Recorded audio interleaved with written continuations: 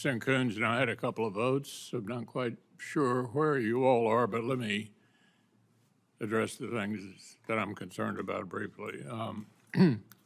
What are the lessons that the National Guard and Reserve are drawing from ongoing conflicts in Ukraine and the Middle East, particularly regarding the changing nature of warfare, including the use of drones and other emerging technologies? And how are these lessons influencing training, force readiness, and future resourcing?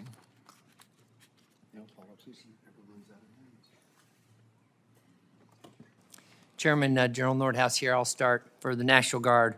Certainly, as we see the war in Ukraine, the use of drones, being leaner, lethal, more mobile, being able to take formations and maneuver them around and have the capability to take down threats from counter UAS and maintain air superiority in the future is going to be absolutely vital.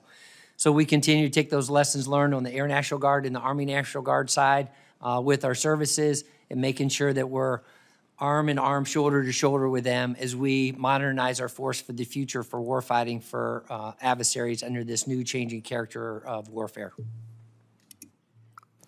Senator, for the Army Reserve, we're really nested with Big Army. Obviously, as I said in my opening statement, we have the bulk of logistics and enabling capacity for the United States Army and the Joint Force. So when you saw Russia grind to a halt in the opening days of that, it was sustainment. It was their logistics. They had no logistics tail. So we are driving hard on making sure our exercises are integrated with our Compo 1 teammates. Here in June, I'll be doing an exercise at NTC, kind of in support of an active duty formation, one of my brigades will. And the Army is implementing all the lessons learned with drones, ubiquitous sensing, dispersion.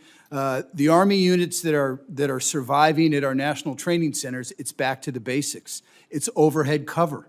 It's just making sure you disperse. It's reducing your electromagnetic signature. So those lessons are absolutely being pushed into the Army. It's why the chief is driving on transformation and ATI. Well, General Harder, a little closer to home, I've got, just like my colleagues have probably, significant defense facilities in Kentucky.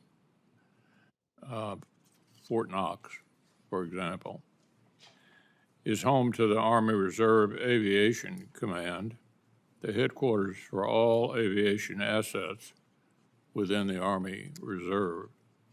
What specific impacts will the ATI restructuring plans have on Army Reserve Aviation Command at Fort Knox?